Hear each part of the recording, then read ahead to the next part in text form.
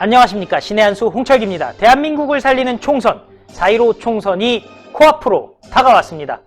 총선 판세 분석에 대해서 저희 신의 한수와 전영기 칼럼니스트가요, 새로운 접근 방법으로 화제를 모으고 있죠. 과유불급 대한민국의 저자 전영기 중앙일보 칼럼니스트와 신의 한수의 콜라보레이션 격전지 빅데이터 분석의 마지막 시간입니다. 총선 전 마지막 프로그램인 만큼요, 빅데이터 분석과 함께 전영기 칼럼니스트의 예리한 통찰력으로 총선 판세를 분석해 보도록 하겠습니다.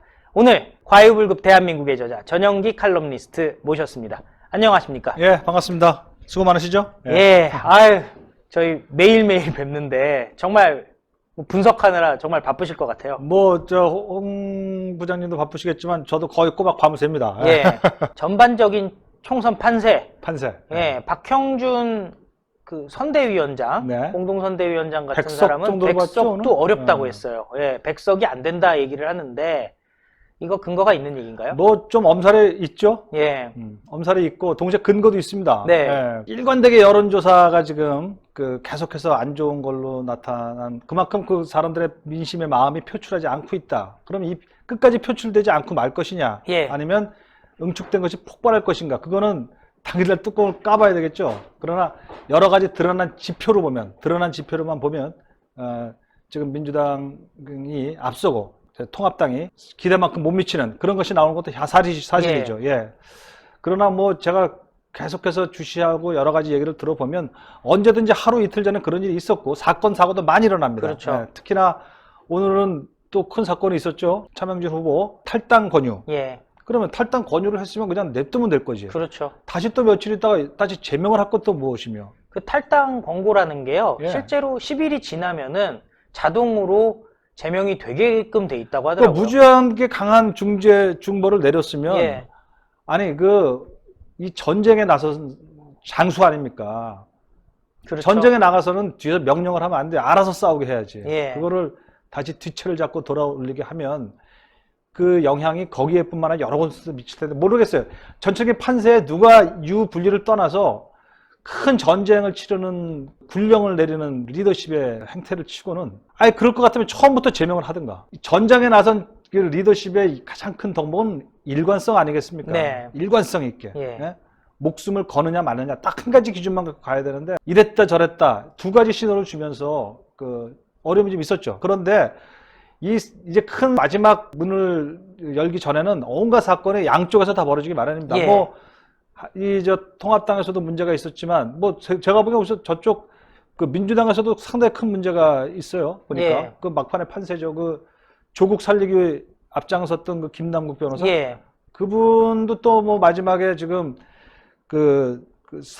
성인 방송에 나가서 예. 성적인 수치심을 유발하는 그런 발언을 한 것이 지금 문제가 됐죠. 그렇죠. 그래서 그것대로 그쪽 진영의 지지층을 혼란스럽게 만들고, 예.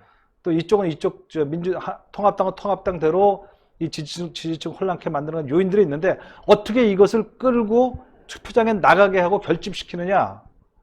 예, 언제나 그래왔습니다. 선거라는 것이. 그날 뚜껑을 까기 전에는 아무도 모르는 선거. 결국은 투표장에 누가 나가느냐로 결판이 날 것이다. 이렇게 생각합니다. 그렇죠. 투표는 하고 봐야 됩니다. 자, 오늘도 본격적으로 빅데이터 분석 결과를 좀 얘기해보고 싶은데요. 어찌됐든 저희 빅데이터 분석은 네. 선관위에서 관리하는 공직선거법상의 네. 여론조사와는 다르지 않겠습니까? 이 공직선거법은 선거 6일 전부터 여론조사 결과를 공표하지 못하게 되었습니다. 예. 그건 안 되죠. 빅데이터는 여론조사가 아니고요. 그리고 저는 선관위에게 유권 해석도 받았습니다. 네. 저희가. 예.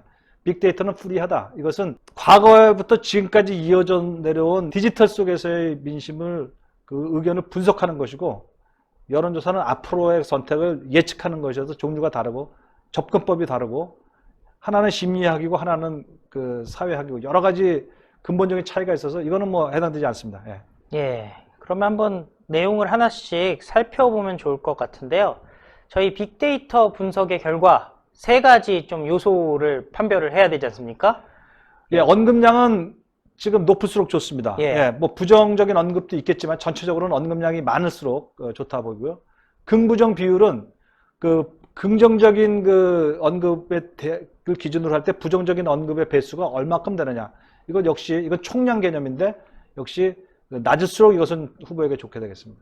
부정 추이라는 것은 20일치거든요. 지금 이 분석 결과가 한 20일간의 분석입니다. 네. 어저께까지 그 분석 결과에 매일매일의 그 나오는 언어에서 그 부정적 언어가 차지하는 비율의 추이인데 네. 그 비율이 역시 떨어질수록 유리한 거죠. 그래서 예. 부정 추이가 낮으면 좋고 높으면 좀 불리한 그런 세 가지 과목에 대해서 각각 분석을 하게 되겠습니다. 예, 그러면 한번 본론으로 들어가 봤으면 좋겠는데요. 부산 네. 북구갑이 먼저 나왔습니다. 통합당의 박민식 후보와 민주당의 전재수 후보가 붙었는데요. 예, 박민식, 전재수 이 두 분은 네 번째입니다. 지금 현역은 전재수 의원이고 그 전전 후보는 박민식 전 의원이죠. 예. 이제 네 번째 누가 승리하는가 했는데 역시 팽팽합니다. 예. 언급량에서는 전재수 후보가 박민식 후보보다 많지만 부정 비율도 전재수 의원이 예. 많네. 다만 그 차이가 박민식 후보는 1.1배, 예. 전재수 후보는 0.5배 돼서 이 언급량과 부정 비율은 전재수가 약간 앞서는 걸로 돼 있죠. 예. 그리고 부정 추이는 0.0012와 0.00이기 때문에 거의 붙어 있습니다. 이거는 같다고 봐도 되겠습니다. 예. 그래서 이 수치로는 지금 전재수의 현역이 조금 예. 낮다고는 보이는데 제가 박민식 후보 쪽이랑 또 얘기를 해보니까 또 무지하게 바람이 또 안에서 불고 있어요. 안쪽에서. 아, 내부적인 바람. 예. 아니 자기들만이 느끼는 바람이겠죠. 전재수 의원도 현역의 그 조직의 이점이 있지만 역시 부산은 지금 그 통합당의 그 바람의 불기, 바람의 속도와 그 방향이 굉장히 강해지고 있는 예. 그 처지여서 이 부산은 제가 말씀드렸지만 통으로 바람이 붑니다. 네. 통으로 부는 바람, 즉 서병수 바람, 또 저 남부의 이현주 바람, 예. 그리고 부산 북구갑의 그 박민식 이 예. 3자가 서로 바람을 주거니 받으면서 부산 전체가 통바람이 불 수 있다 이렇게 보는 거죠. 그래서 빅데이터 수치로는 전재수 후보가 약간 앞섭니다. 네. 그러나 이 바람 요인은 지금 역시 빅데이터는 간치를 못하죠. 기계니까. 예. 이건 제가 정성적인 분석을 하겠습니다. 이거는 일진일퇴 역시 공방이 벌어지고 있습니다. 아, 해볼만 한 지역이다. 네. 예.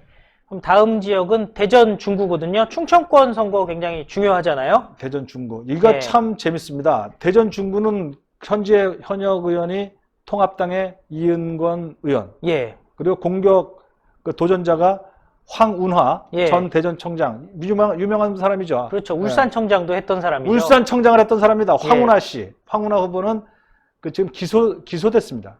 예. 예, 윤석열 검찰이 그 선거법 위반 혐의로 그 울산 선거에 개입한 혐의가 있다는 그때 울산 경찰청장 시절에 황운하 후보가 뭐를 했습니까?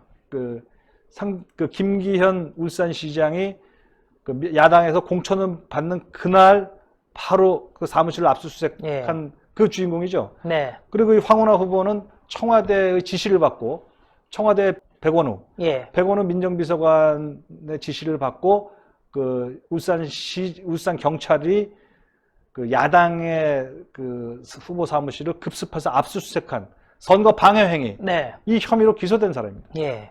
그래서 황운하가 되면 국회의원으로서 이 경찰청장까지 했던 네. 지방경찰청장까지 했던 사람으로서 황운하가 되면 자신의 무죄가 증명됐다고 주장할 것이고 그렇겠네요. 정치적으로 그리고 그 공수처를 활용해서 아마 윤석열을 잡을 겁니다. 예. 그래서 각별하게 대전 중구에서 황운하 후보가 그 동향에 관심인데 지금 보면 어떻습니까?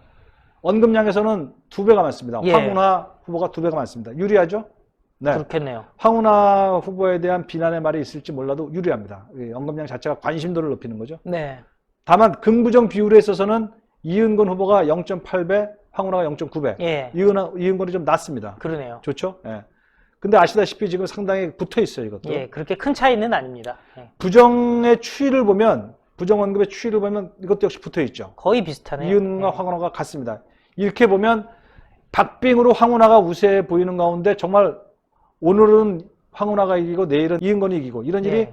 계속 벌어지는 추세라고 볼 수밖에 없죠. 예. 역시 2, 3일 남은 이 깜깜이 선거 기간에 어느 쪽의 조직력이 더 활발하게 작동하느냐. 그죠? 예.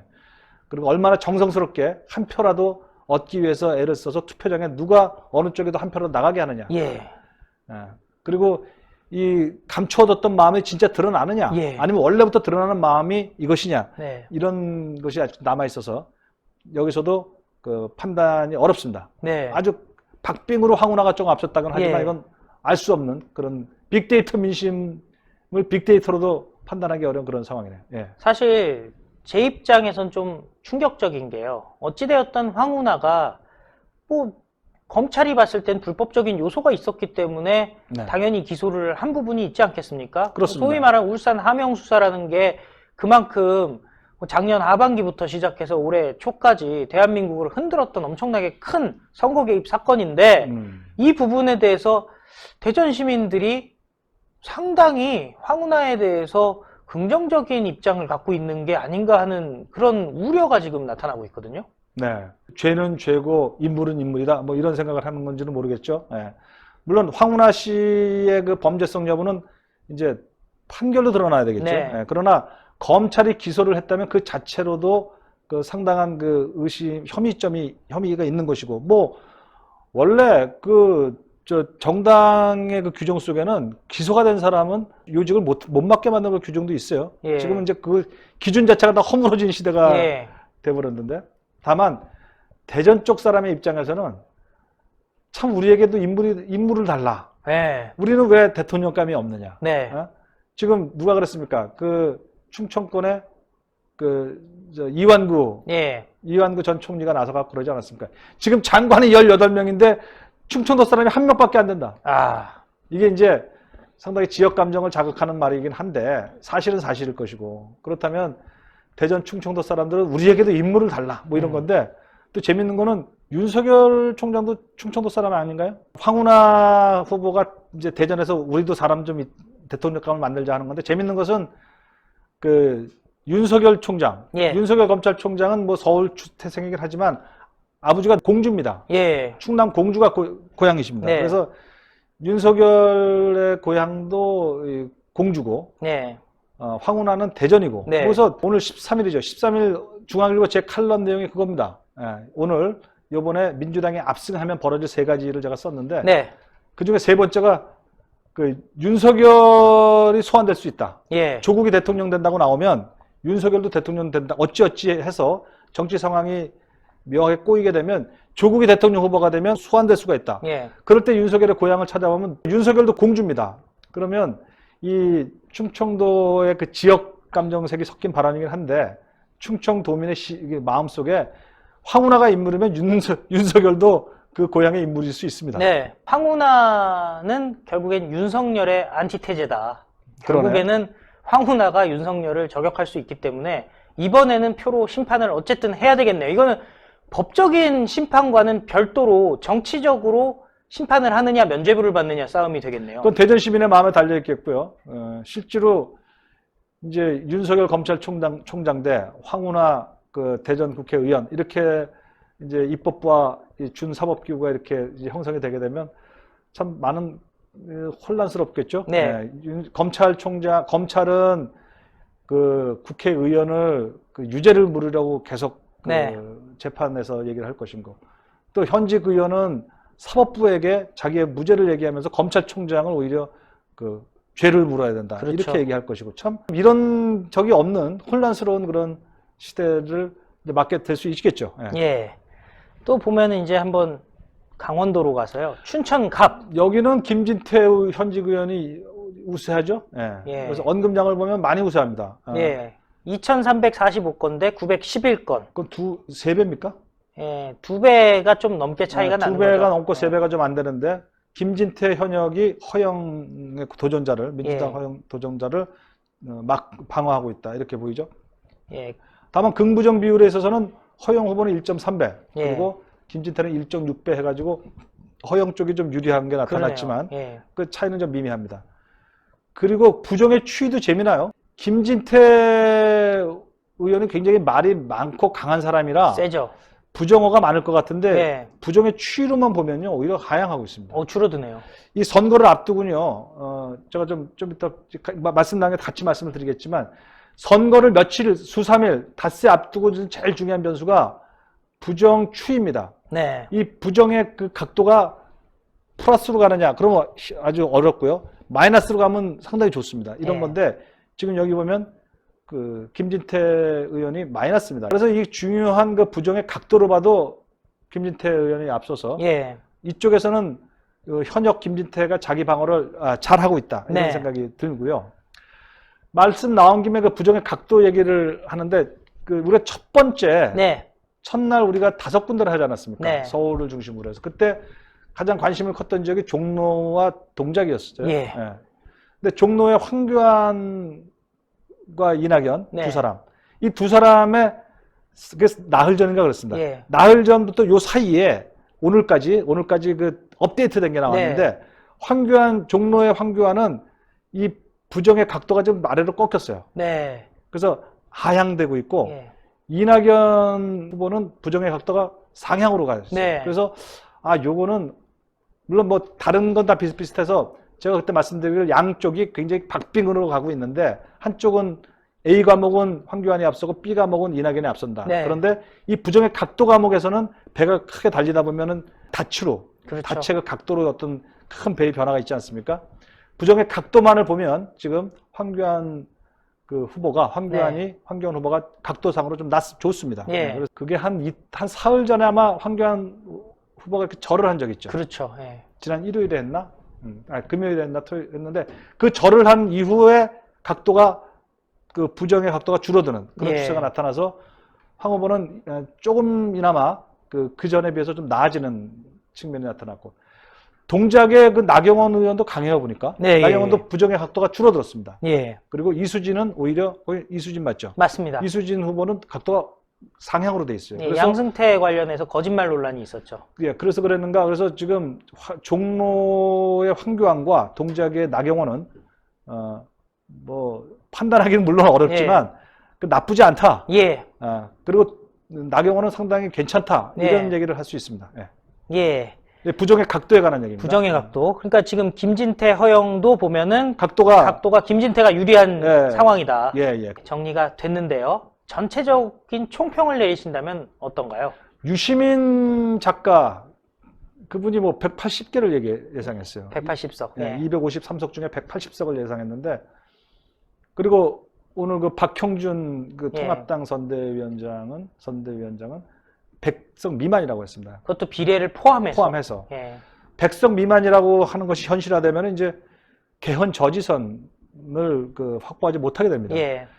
이런 일은 야당 역사에 있었던 적이 딱 한 번 있습니다. 제 기억에. 예. 김대중 대통령이 야당 시절에 그런 적이 한 번 있었어요. 예. 87석인가 나와갖고 경악을 금치 못했는데 예. 그럴 경우에는 어떤 일이 벌어졌냐면 김종필의 야당이 있었어요. 예. 그게 96년인가 그럴 겁니다. 1996년에 김종필의 야당이 55석을 했어요. 예. 그래가지고 DJ의 그 당과 JP의 당이 야당 연합이 돼가지고 그 김영삼 대통령의 그 오만한 정당을 계속 견제를 했습니다. 예. 그래서 합쳐서 130 몇 개가 됐거든요. 예. 이러니 여당이 자기 멋대로 그 정치를 할 수 없었어요. 네. 그런데 이번 케이스는 이제 그거를 제외하면 처음 나오는 그 개헌 저지선 이하의 선이 될 텐데 이런 일은 대한민국 역사에 없습니다. 네. 이렇게 되면 개헌의 물결을 막을 수가 없고 개헌이 좋아 보이십니까? 저는 눈에 선합니다. 어떤 개헌이 벌어지니까 첫째, 사유재산을 제한하는 개헌이 나올 겁니다. 예. 사유재산을 제한하는 것. 제가 굉장히 이걸 똑 부러지게 말씀드렸는데 이제 두루뭉실 이렇게 가리겠죠. 예. 토지 공개념 개헌하겠습니다. 예. 토지 공개념, 국민 경제적 관점의 개헌, 뭐 이렇게 예. 아주 이 포장을 씌울 텐데 뜯어보면 사유재산을 제한하겠다는 그것이 겁이 나는 것이고요. 그리고 그거는 결국 사회주의 개헌입니다. 다른 게 그럼요. 사회주의가 아니에요. 그렇죠. 이 사유재산이라는 것은 신성한 노동의 결과인데 노동을 제한한다는 것이죠. 예. 노동이라는 건 우리의 생명의 표현입니다. 생명과 노동의 표현인 재산을 제한하는 그 개헌이 나올 가능성이 있습니다. 사회주의 개헌이죠. 그리고 남북 연합 개헌이 나오겠죠. 예. 이렇게 되면 이제 대한민국의 그 형질이 변경이 되는 것이고, 그동안 얘기했던 연방제.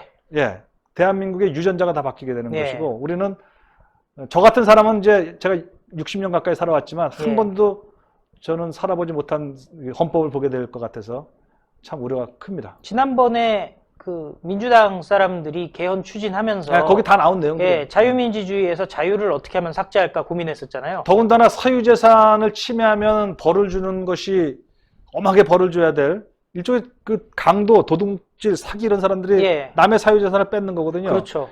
이거에 벌을 주는 것이 목표인 것이 자기 의무인 장관이 누굽니까?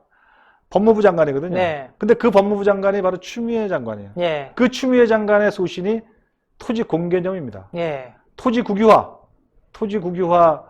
그 정신을 헌법에 넣겠다고 하는 그런 생각을 하는 게 대한민국 법무장관의 머릿속에 있기 때문에 180석? 아니 200석이지. 이게 개헌전선이 무너진다는 것은 이제 여당 연합이 법력권이죠. 뭐 여러 정의당이니 민생당이니 다 뭉치면 다 하나입니다. 예, 그 사람들이 이제 개헌을 마음 놓고 하게 되면 대한민국의 사회 형질 변경이 되고 사유재산을 제한받고 남북 연합이 공식화되는 그런 사회가 될 것 같아서 걱정이고요.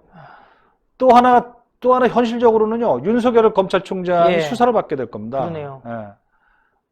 제가 옛날에부터 이번 선거가 시작될 때 이 선거는 조국이냐 윤석열이냐 이 예. 3대 쟁점 중에 하나가 그거라고 했는데 조국이냐 윤석열이냐 이 문제는 뒤집어 보면 여당의 압승이라는 거 180석 이상이 되게 되면 아니 과반석만 돼도 마찬가지예요. 예. 공수처가 뜨잖아요. 공수처. 그러네요. 원래 야당이 과반수가 되면 공수처법을 폐지하려고 그랬거든요. 예. 그래서 그 공수처법이 발동이 되면 제1호로 그 윤석열 검찰의 그 정권 수사 내용을 다 그 반환받게 될 겁니다. 예. 그리고 그 수사를 잘못했다는 그 죄를 씌워서 직권 남용 씌워서 윤석열을 정조준해서 수사를 할 수 있습니다. 네. 이건 뭐 정치적 상상력이라고 처음엔 많은 사람들이 얘기했지만 이제는 거의 현실화되고 가고 있죠. 저는 뭐 좋은 예측은 아니지만 그것이 현실화될 것 같은 걱정을 하고 있습니다. 윤석열 검찰총장이 공수처에 의해서 수사를 받게 되고 그 권력을 향한 정권 수사가 면죄부를 받게 되는, 따라서 세 번째로는 조국이 대통령에 나오게 되는, 조국이 정치적으로 복권되고 사법부도 뭐 사실 다 김명수 대법원 체제로 넘어가서 그들의 정의가 나라의 정의가 돼버린 사회가 예. 되지 않았습니까? 사법부라는 거지. 그래서 조국은 정치적으로 사법적으로 복권이 되면 아주 강력한 그 구름같이 몰려드는 자기들끼리의 그 승부수. 네. 결국은 이번에도 만약에 그들이 이긴다면 그게 통한 거거든요. 그렇죠. 조국이 아마 대통령 후보가 될 겁니다. 아. 그렇게 되면 또 묘하게 일이 또 엉키면서 윤석열도 대통령으로 소환될 수 있어요. 예. 후보로. 이게 나랍니까? 블랙 참. 코미디 중에 상코미디인데 거대한 트루먼 쇼가, 거짓의 쇼가, 초현실적인 그 전체주의적인 그 분위기 속에서의 그 거대한 거짓의 쇼가 벌어질 수가 있다. 그런 나라가 코앞에 다가왔다. 만일에 유시민의 예상이 그 실현된다면, 예. 그리고 박형준의 예상이 실현된다면, 물론 박형준 선대위원장은 그 예상이 실현되지 않기를 바람으로 호소를 예. 했을 것이고, 유시민 작가는 그 예상이 실현되기를 간절히 바라면서 그 호소했을 것인데, 그 답은 바로 여러분의 가슴에 들어 있습니다. 예. 투표하십시오. 예. 오늘 말씀 감사했습니다. 예. 아주 강한 메시지, 짧은 메시지, 투표하십시오.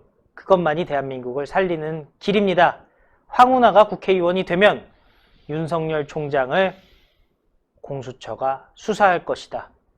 간단한 메시지인데 왠지 그럴 것 같죠. 그런 일이 벌어지지 않기 위해서 우리가 해야 될 것은 투표하면 되는 겁니다. 4월 15일 사전투표 안 하신 분들은요, 모두 투표장으로 나가서 투표하시면 됩니다. 그럼 대한민국 살아납니다. 저희가 빅데이터 분석했습니다. 물론 여론조사는 아닙니다. 그렇지만은 어떤 추세라든지 판세라든지 추측해 볼 수 있었습니다. 근데 정말 중요한 것은 실제로 투표하는 것이 아니겠습니까? 그런데 여기서 중요한 게 있습니다. 울산 함영 수사로 기소된 황운하, 기소된 사람인데 공천을 받습니다. 그리고 지지를 받습니다. 도대체 대한민국 어디로 흘러가고 있는지, 혹시 저자들이 개헌까지 추진한다면 진짜 전영기 칼럼니스트가 얘기한 것처럼 남북 연합이 되는 건 아닌지 정말 걱정이네요. 토지 공개념, 말이 토지 공개념이지 결국에는 토지 국유화가 되는 게 아닌가 걱정이 됩니다. 사회주의를 막고 공산주의를 막고 자유민주주의와 시장경제를 지키는 이번 총선 여러분들이 마지막까지 열심히 뛰어주시기를 신의 한 수는 간절히 빌겠습니다. 그리고 이 영상은 전영기 TV에서도 지금 같이 송출되고 있으니까요. 전영기 TV 한번 방문하셔가지고요. 구독 버튼 꼭 눌러주시고 추천 버튼도 눌러주시고 주위에 많이 추천해 주시기 바라겠습니다. 감사합니다. 감사합니다. 네, 수고하셨어요. 예, 고생하셨습니다. 네.